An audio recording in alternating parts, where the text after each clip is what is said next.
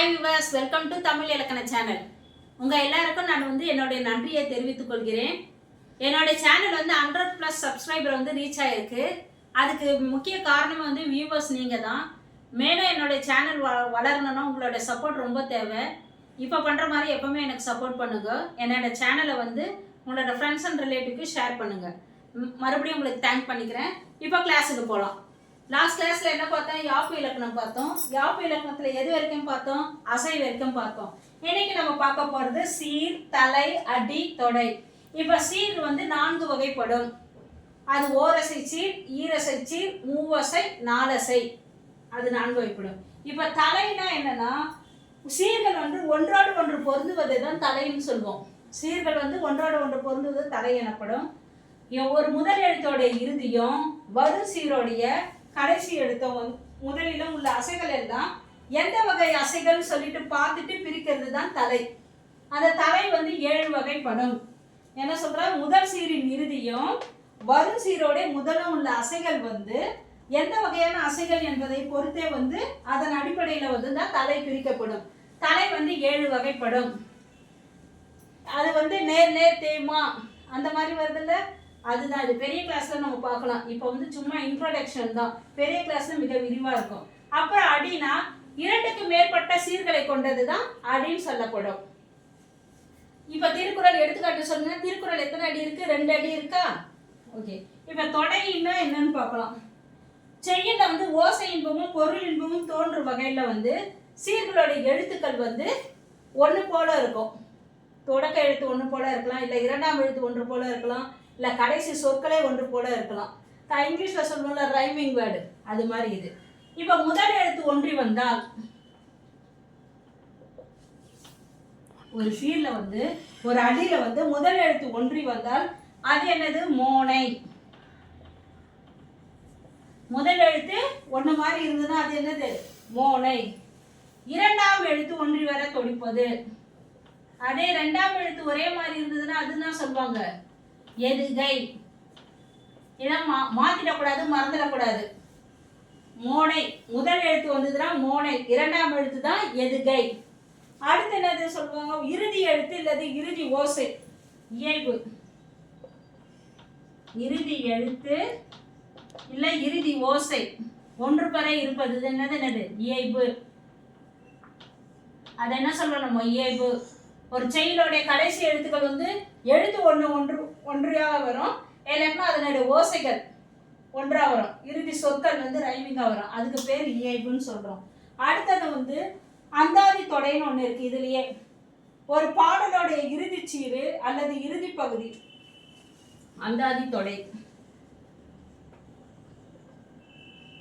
அந்தாதி தொடைனா என்னன்னா, ஒரு பாட்டு இருக்கு வச்சுக்கோங்க.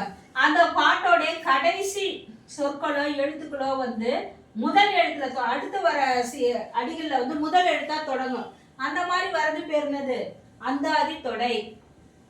ஒரு பாடலுடைய இறுதி சீர் ஒரு பாடல் முடியுது, அதோட கடைசி இது முடியுது. அந்த அந்த கடைசி பகுதி அதுக்கு அடுத்த லைனோடைய முதலா அமையும். முதல் சீராக அமைந்தால், அடுத்த அடியோடைய முதல் சீராக அமைந்தால் அது என்ன சொல்றோம்? நம்ம அந்தாதி தொடை சொல்லுவோம். அப்புறம் இதுவே பா வகை இருக்கு. அது ஒரு 4 பாயிண்ட் தான் இருக்கு, அதையும் சொல்லி கொடுத்துட்றேன்.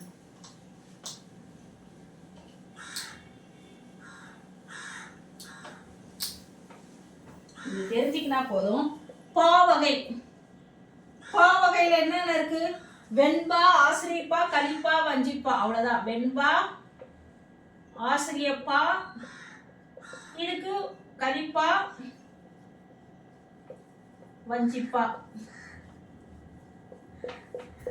இப்ப பாவகையில என்ன இருக்குன்னு சொன்ன, பாவகை எத்தனை வகைப்படும் பார்த்தோம்? 4 வகைப்படும். அதுல என்னென்ன இருக்கு? வெண்பா, ஆசிரியப்பா, கலிப்பா, வஞ்சிப்பா. இப்ப வெண்பாக்குன்னு ஒரு ஓசை இருக்கு, அது செப்பல் ஓசை. வெண்பாவுடைய ஓசை என்னது? இதை பொறுத்துக்களை கேட்பாங்க. செப்பல் ஓசை. ஆசிரியப்பா ஆன்னு ஞாபகம் வச்சுக்கோங்க, அகவல் ஓசை. அகவல் ஓசை. அடுத்தது கலிப்பான் இருக்கு. கலிப்பானது துள்ளல் ஓசை. கலிப்பா என்ன ஓசை? துள்ளல் ஓசை. அப்புறம் வஞ்சிப்பா தூங்கல் ஓசை.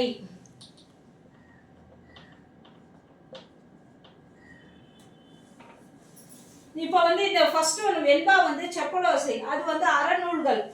அறநூல்கள் இந்த ஓசையில தான் இருக்குன்றாங்க. அறநூல்கள்லாம் திருக்குறள் முதலான நூல்கள், அதெல்லாம் வந்து இந்த ஓசையில இருக்குன்னு சொல்றாங்க. சங்க இலக்கியங்கள்லாம் இந்த அகவல் ஓசையில இருக்குன்னு சொல்றாங்க. சங்க இலக்கியங்கள்லாம் எந்த ஓசையில இருக்குமா? அகவல் ஓசையில இருக்குமா. அதுக்கப்புறம் கலிப்பா வந்து கலித்தொகை, கலிப்பாவல், கலித்தொகை தான் கொடுத்துருங்க. கலித்தொகை தான், அது கலிப்பாவால் ஆனது, அவ்வளவுதான். அடுத்து கடைசியா பார்க்கறது வஞ்சிப்பா. அது எதையும் கொடுக்கல, இலக்கணத்துல ஒன்றும் கொடுக்கல, அவ்வளவுதான். பாவகை எத்தனை வகைப்படும் சொல்லிட்டேன்? 4 வகைப்படும் சொல்லிட்டேன். எது? வெண்பா, ஆசிரியப்பா, கலிப்பா, வஞ்சிப்பா. வெண்பான்றது செப்பலோசை உடையது. அது எங்க வெண்பா செப்பலோசை உடையது, அதை எதில் பார்க்கலாம்னா அறநூல்கள் எல்லாத்துலேயும் பார்க்கலாம்னு சொல்லிட்டாங்க. அடுத்தது ஆசிரியப்பா வந்து அகவல் ஓசை உடையது. இந்த அகவல் ஓசை எங்க இருக்குன்னா சங்க இலக்கியங்கள் எல்லாமே அகவல் ஓசை கொண்டுள்ளதுன்னு சொல்லிட்டாங்க. அடுத்தது கலிப்பா, அதோடைய ஓசைனது துள்ளல் ஓசை, கலித்தொகையில பார்க்கலான்ட்டாங்க. வஞ்சிப்பாக்கு தூங்கல் ஓசை, அது எந்த குறிப்பாக அதை பற்றி கொடுக்கல. ஏன்னா கிளாஸ் இதோட முடிஞ்சிடுச்சு. மீண்டும் நாளைக்கு வந்து வேற ஒரு கிராமர் கிளாஸோட உங்களை மீட் பண்ணுறேன். என்னோட சேனல் பிடிச்சிருந்ததுன்னா லைக் பண்ணுங்கள், ஷேர் பண்ணுங்கள், சப்ஸ்கிரைப் பண்ணுங்கள், பெல் பட்டனை ப்ரெஸ் பண்ண மறந்துடாதீங்க, ஆல் ஆப்ஷனை கிளிக் பண்ணுங்கள். நாளைக்கு வேற ஒரு கிராமர் டாப்பிக்கோட உங்களை பார்க்குறேன்.